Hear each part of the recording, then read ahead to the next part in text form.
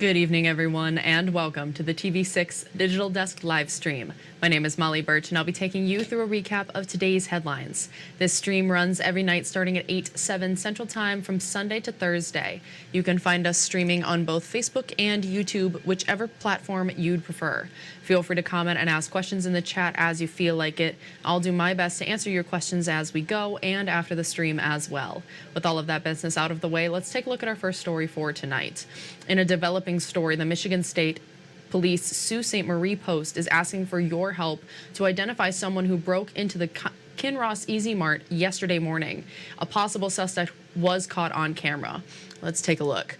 Troopers say a person trying to conceal their face set off a burglary alarm at the gas station around 3:20 in the morning on Tuesday. Troopers say when they got there, they found items stolen from inside the store and signs of a break-in. The suspect or suspects were gone before investigators arrived on scene. If anyone has any information that could help the MSP find and identify anyone involved, or could help with the investigation, call the Sault Ste. Marie Post at 906-632-2217. That's 906-632-2217. And developing now, the Michigan State Police arrested a Hudson Township man yesterday in connection to his wife's death. The MSP says when troopers arrived, a 31-year-old woman was dead. Right now, we do not know how the woman died or how her husband might be connected. The MSP says it won't release any more details because it is an active investigation, but you will be the first to know when we get more information. And also developing now, a former Ishpeming police officer charged with criminal sexual conduct and giving alcohol to a minor will head to circuit court. A 17-year-old girl took the stand today to testify against 28-year-old Travis Hardwick. The girl says he assaulted her while he worked for the Ishpeming Police Department. Hardwick is charged with one count of third-degree forced criminal sexual conduct and selling and furnishing alcohol to a minor. The girl, who was 16 at the time, says Hardwick messaged her on Facebook asking to hang out at his camper. She says she was drowsy from too much alcohol, and Hardwick proceeded to have sex with her. His defense attorney argues it was consensual. As I understand it, the first time that you had any kind of contact that you remember with Mr. Hardwick was in July, when he was investigating an incident at your house. Is that true? The victim also testified that she was intoxicated at the time and did not have the ability to make any decisions. She also testified that she didn't consent to the sex. She testified that twice she told him no. The judge set Hardwick's bond at $25,000. He is scheduled to be arraigned in circuit court July 12th at 10:30 in the morning. The Keweenaw Bay Indian community is now the owner of a 760 acres of Baraga County forest land in the Slate River Forest area. The land deed was signed over to the KBIC by the Nature Conservancy at today's KBIC Tribal Council meeting. In 2021, the Conservancy acquired 10,000 acres of forest land along the Slate River, including the 760 acres. The Conservancy discovered it was within KBIC reservation. The goal then became to return it to them. There was this wonderful moment where we met and I asked if there was interest in the property, and I think at the time they thought maybe we were trying to sell it to them, and I said we would love to give it back to the tribe. Both the Conservancy and the tribe will now be co-stewards of the entire 10,000-acre forest area. The Conservancy hopes to continue collaborations and partnerships with the tribe in the future. And in continuing coverage, how police departments in the UP are educating students about substance abuse. As we told you last night, DARE courses have been making a comeback in the Upper Peninsula. However, some police departments have chosen another route. TV6's Caden speaks to some of these departments about these programs and how they differ.